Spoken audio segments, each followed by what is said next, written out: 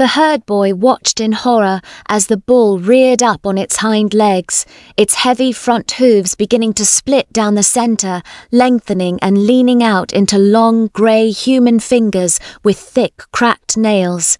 He ran blindly, briars tearing at his face and arms, his lungs burning like fire. He knew that if he fell, he would not just die. His skin would become the next vessel for a wanderer of the dark. Before the tar road cuts through the valleys, a young herd boy called Mundla broke a sacred rule. He stayed in the valley past sunset, and he watched a prize-winning uni bull do something that would haunt him for the rest of his days. He watched it unpeel its own skin.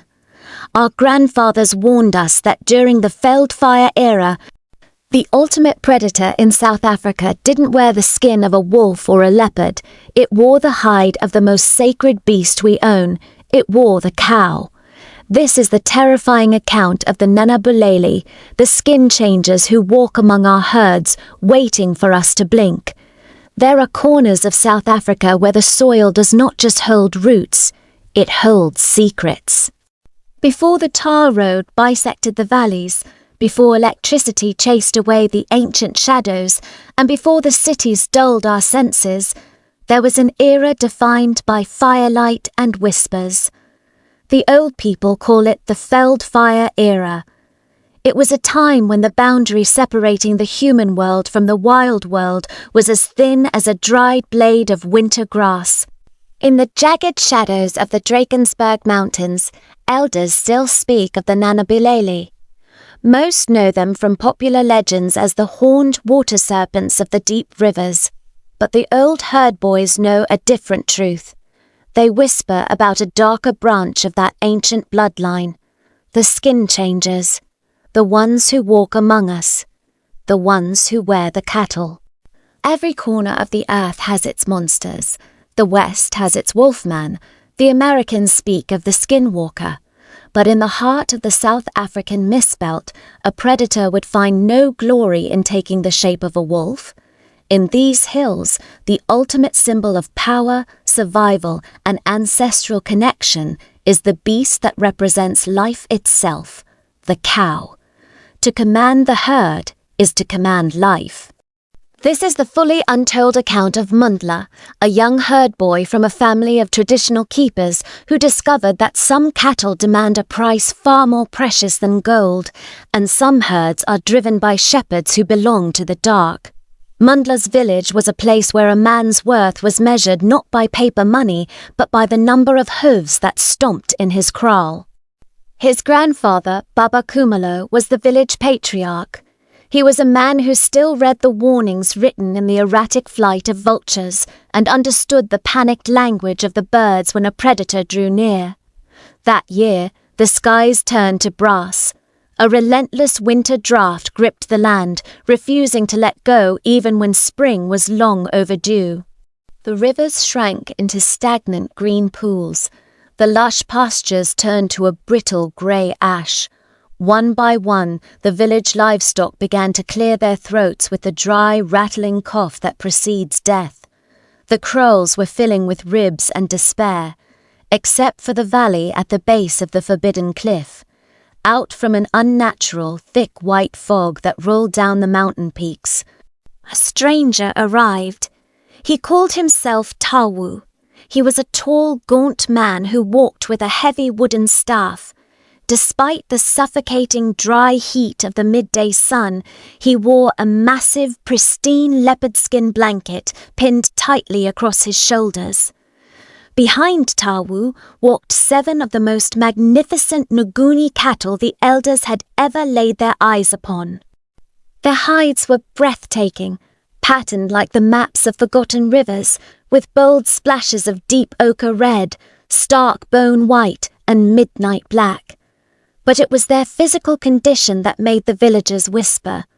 While the local beasts were skeletal, Tawu's cattle were impossibly fat, their muscles rippling beneath glossy coats. And their eyes were not the dull, peaceful eyes of livestock. They were bright, liquid, shockingly intelligent. They looked at the starving villagers not with submission, but with something resembling pity or hunger. Tawu approached the village elders with a proposition.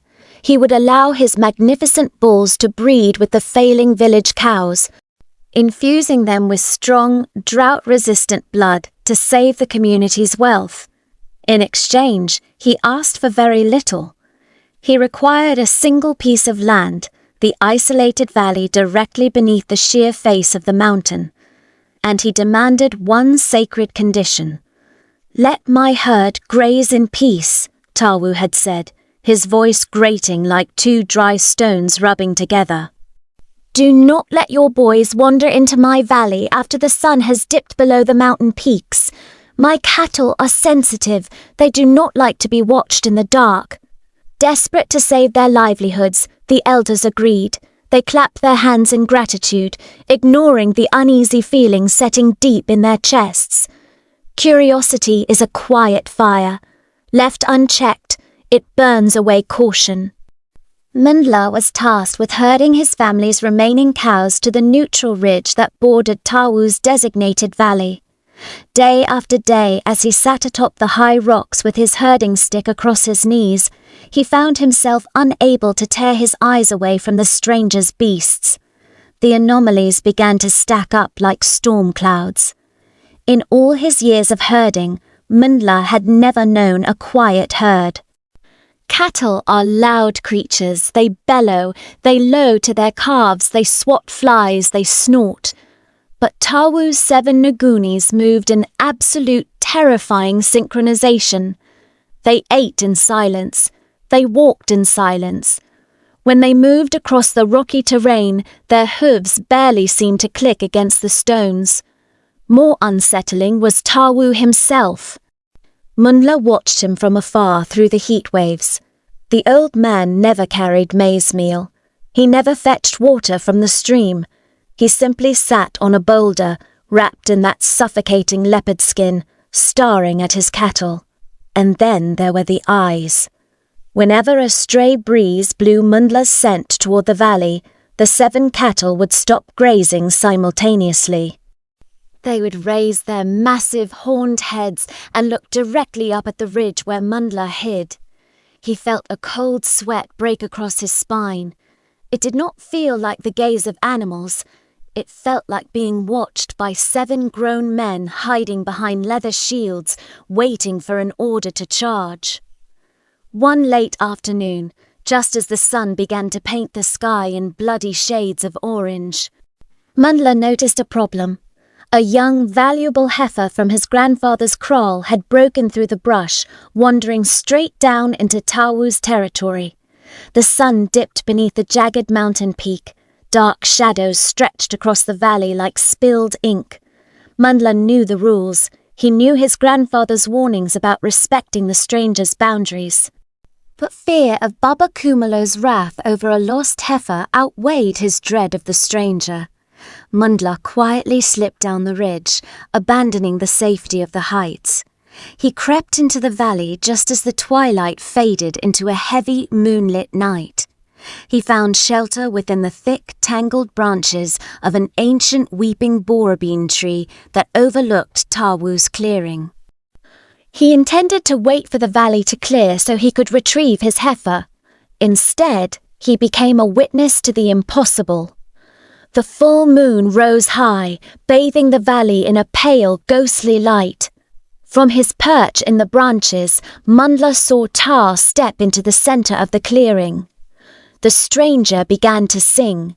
The melody was low, vibrating through the soles of Mundla's feet. It was a dialect so ancient, so untamed, that the words sounded like grinding tectonic plates and breaking bone. As the chant grew louder, the 7 cattle gathered around him in a perfect circle. Then, the air grew thick with the smell of copper and old earth. Mundla watched, paralyzed by horror, as the largest black and white bull reared up on its hind legs. Its heavy front hooves began to split down the center, lengthening and leaning out into long grey human fingers with thick, cracked nails. The massive muscular neck elongated. The grand horns curved backward, melting into the skull like wax over a fire. Most terrifying of all was the hide. The glossy black and white skin split cleanly down the center of the beast's spine. It did not transform into human flesh, rather the creature unpeeled itself. With a sound like wet leather being torn away from meat, a man stepped out from inside the cow. He was tall, gaunt, and completely hairless, his skin the color of ash. His eyes were wide and possessed no whites, only large dark pupils that caught the moonlight like the eyes of a jackal. One by one, the other 6 cattle followed. The hides collapsed to the ground, empty, hollowed-out husks of leather and fur. Out of them stepped 6 more figures, men and women of an ancient, forgotten epoch. They were a lost clan of shapeshifters, entities who used the sacred status of the Nguni cow to migrate across the centuries undetected. Feeding on the life force and prosperity of the villages that took them in, Tawu smiled, his teeth filed down to sharp, jagged white points. He held out his hands as his true kin bowed before him. Mundla, trembling so violently the leaves around him rustled, desperately tried to pull backwards into the deeper shadows of the tree, but his foot, slick with cold sweat, slipped from the branch. The chant stopped instantly. Below the tree, 7 pairs of pale, moonlit eyes snapped upward in perfect unison. They looked directly through the foliage, locking onto Mundla's terrified face. The leader, the one who had been the great black and white bull, breathes in deeply, catching the boy's scent. His jaw unhinged slightly as he spoke, his voice sounding like dry autumn leaves scrapping across a fresh grave. "The boy," the entity whispered. "The herd boy has seen the true kraal." Mundla didn't wait for them to reach him. He dropped from the branches, hitting the hard earth with a thud, and ran for his life. Behind him, the valley erupted into a nightmare of sound. He heard the sickeningly wet, rapid tearing noises as the entities scrambled back into their leather prisons to give chase. Within seconds, the heavy, earth-shaking gallop of hooves thundered through the dark woods. Mundla ran blindly, briars tearing at his face and arms, his lungs burning like fire. He could hear the hot, grassy, hyperventilating breath of the lead bull right at his back. He could smell the sour stench of the wild veld. He knew that if he fell, he would not just die. His skin would become the next vessel for a wanderer of the dark. With a final, desperate burst of strength, Mundla crashed through the thornbush boundary of his grandfather's homestead, just as the very first ray of dawn cut across the horizon. He collapsed face first into the dirt of the family kraal, gasping, weeping, and pointing a trembling, bleeding hand back toward the misty valley. Baba Kumalo and the men of the village rushed out with their spears, their shields, and their strongest ancestral medicines. They marched cautiously into the forbidden valley, ready for war, but there was no one to fight. Tawu was gone. The 7 magnificent cattle were gone. The missing heifer was found wandering aimlessly near the stream, unharmed, but in the center of the clearing, arranged in a perfect, flawless circle in the dust, lay 7 cattle hides. They were completely hollowed out, supple and soft, looking exactly like discarded blankets left behind by travelers who had departed in a hurry.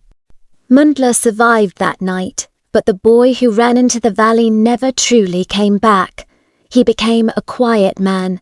He never took up the herding stick again, and he refused to enter the kraal after twilight.